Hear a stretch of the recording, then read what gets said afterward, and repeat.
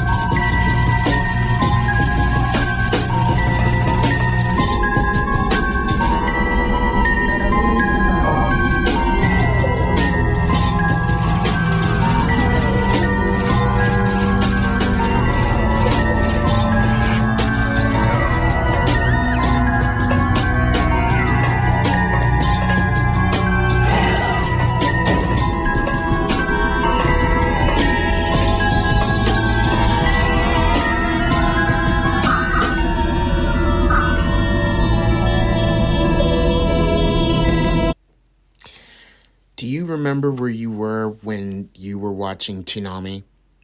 Do you remember where you were when you first found TOONAMI? For those of you that don't know, I'll say kids like me, we grew up with TOONAMI, which was an action cartoon block that premiered every weekday after school. And it would have certain shows like Sailor Moon, it would have Dragon Ball Z, it would have Gundam, it would have G.I. Joe at one point, it would have shows like Outlaw Star, Big O, Tenchi Muyo, Batman the Animated Series, Batman Beyond, Superman the Animated Series, Justice League Unlimited, and a whole lot more.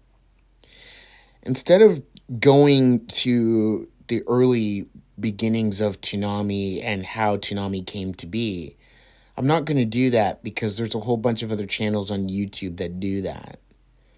I know that there's a lot of other YouTube channels that have talked about how or what TOONAMI meant to them or how TOONAMI impacted them. But I'm going to tell you my story. So, I started watching TOONAMI around probably when I was 10 years old, in the early 2000s. Okay? I mean, I'm a 90s kid, to be sure. I was born in 1990, but I didn't start watching TOONAMI until the early 2000s, probably around maybe 2000. And there's a very good reason for that. Basically, I was a Disney kid. I was a Marvel kid. Uh, Kind of a little bit of a DC kid too. Um, and and and I was a big Power Rangers fan too. Love the Power Rangers. But either way, let's get back to the main topic, okay? You have to understand that back then, even during the 90s and late 80s, and maybe middle 80s, Japanese anime was making an appearance in the West, but it wasn't as popular as it is today. Now, some would argue that, you know, Japanese anime, even though that it was making an appearance in the West, that it probably wasn't as popular. And they would be right. But I would argue that TOONAMI really changed all that. TOONAMI changed the game that it changed the way that we see television or that we enjoy entertainment. I'll just give you a little quick history, even though I said I wasn't going to, but TOONAMI essentially was started in 1997 because Cartoon Network needed a cartoon block.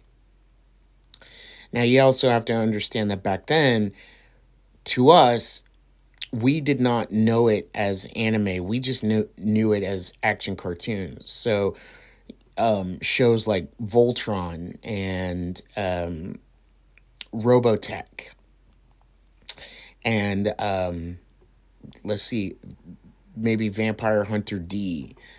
Those were all anime, but I think over here in the West, we just saw them as action cartoons. I would argue that it wasn't until Toonami started airing Sailor Moon, Dragon Ball Z, and Gundam and more that the term anime started to start being used. Okay. So, of course, Toonami had or holds a special place in the Toonami faithful's heart.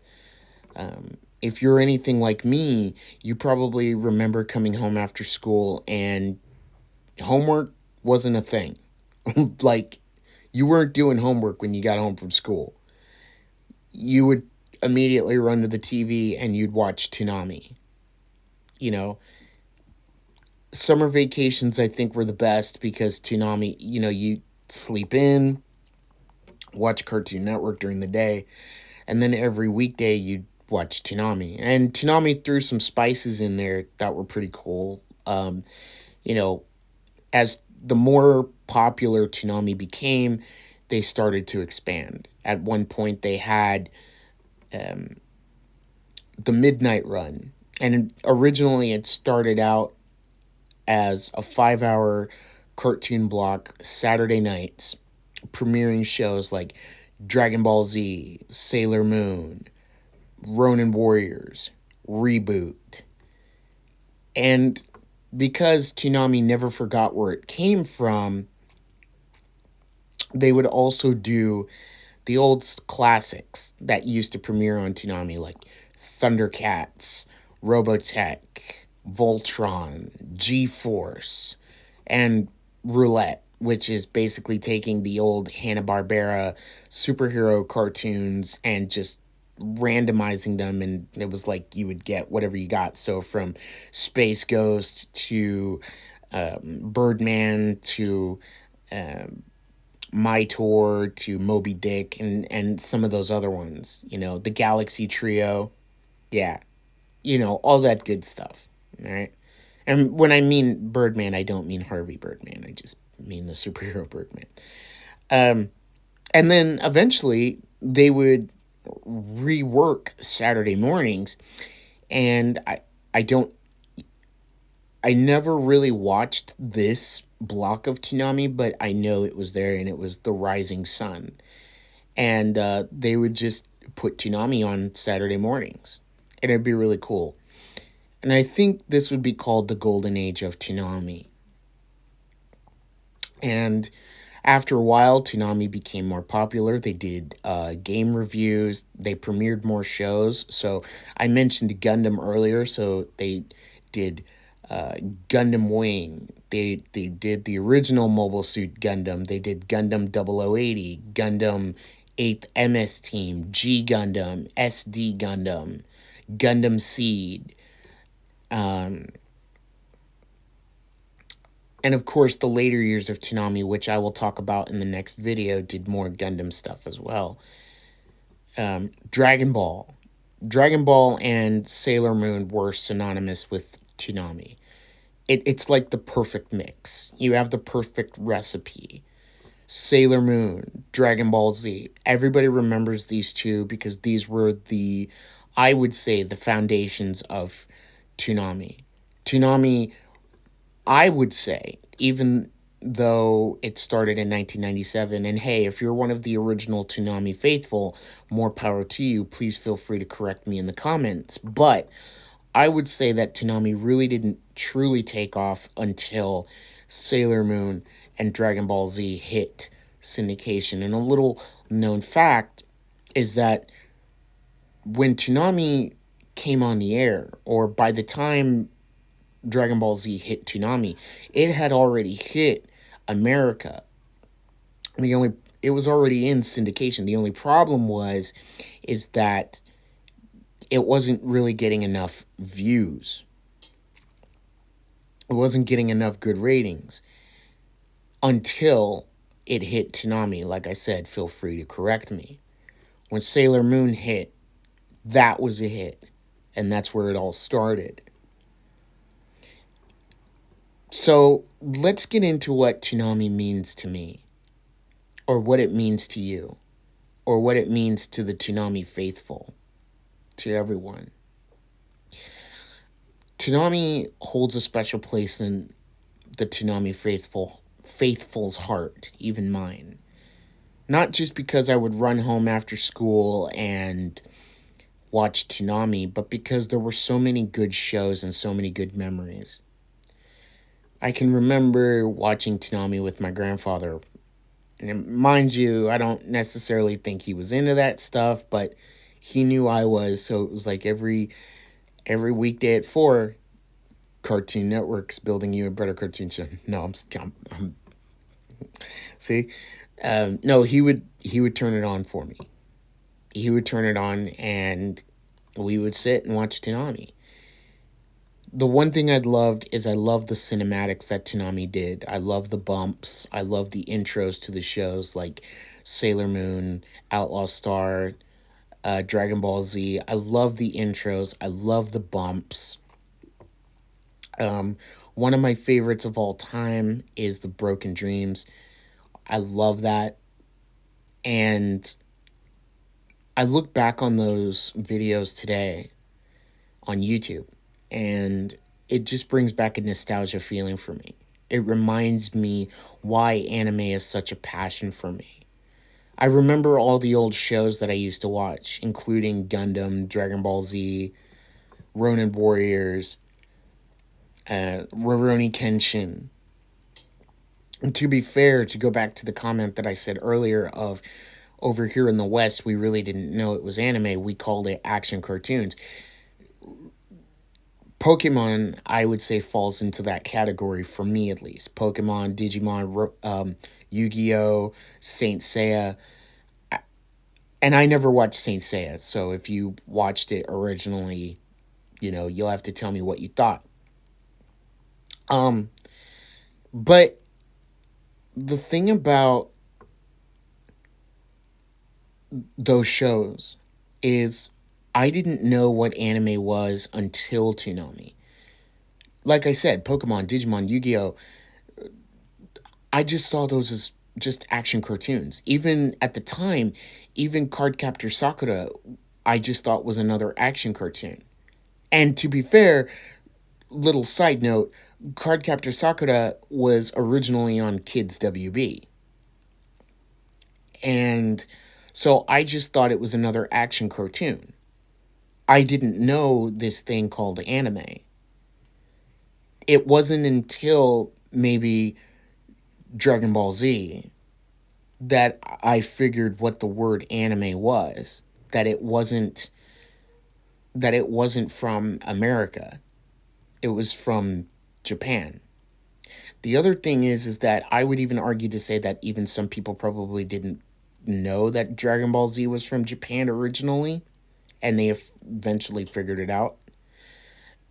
But what truly helped me to understand that anime was from Japan and that it wasn't from America was, would you believe, Rurouni Kenshin, a wandering samurai who's trying to atone for all the people that he killed during the revolution. And I remember watching Rurouni Kenshin. I remember it. And so Toonami for me was undoubtedly a wonderful experience, and it left a lot of memories. Toonami ran strong till 2008, giving us life lessons along the way, giving us speeches, motivating us, even holding, what were they called?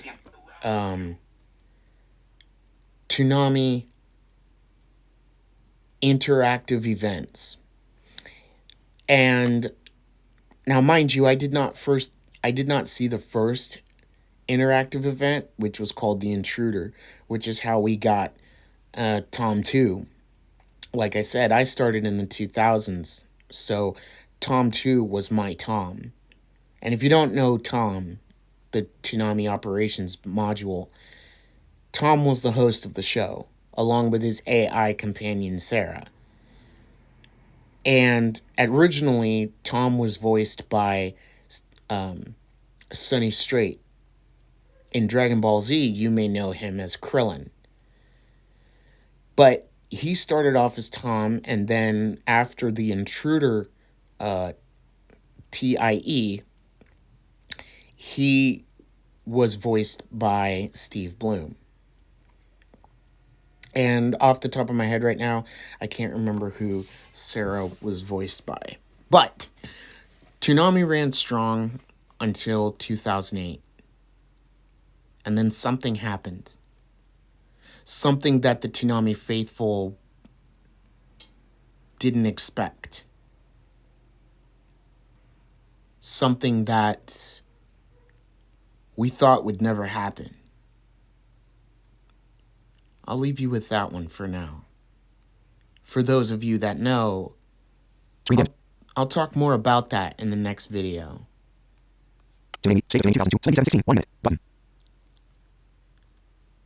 So with that being said, let's do this.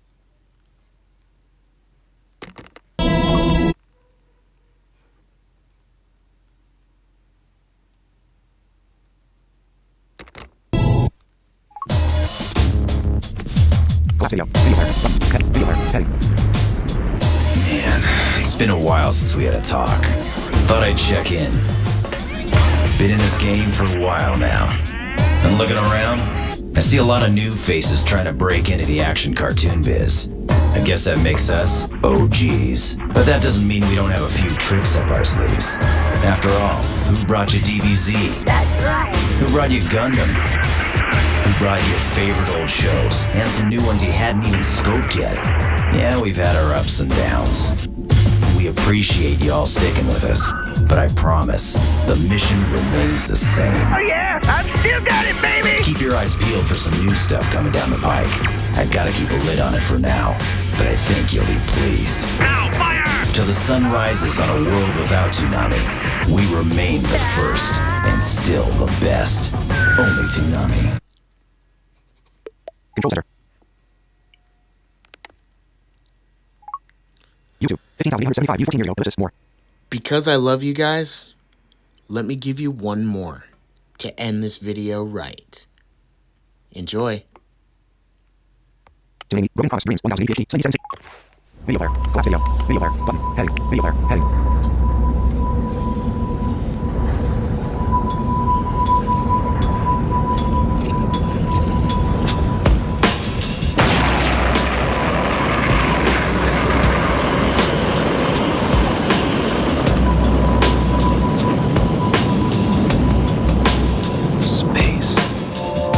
Has the right to dream.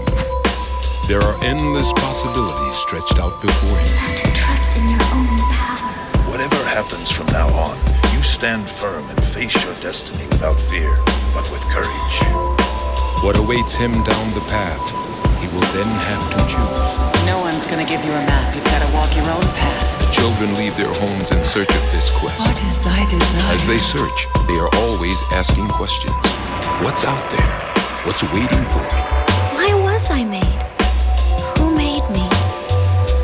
And what did they make me for? Are you gonna go up into space with your old man or not? Maybe I'll never get over this. I've lived my life following my dreams, and I don't have any regrets. You're gonna just keep running away? Just keep running away? I'm not running. 8, 7, 6, 5, 4, 3, 2, 1, 0.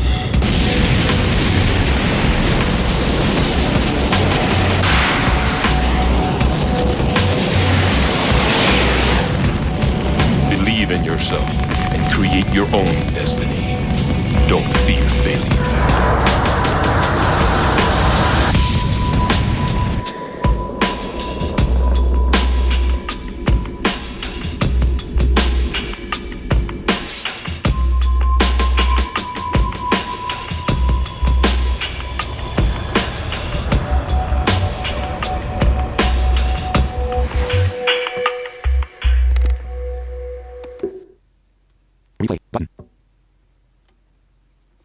TOONAMI, save it to 2002, 77, control center. Selected, screen recording, button.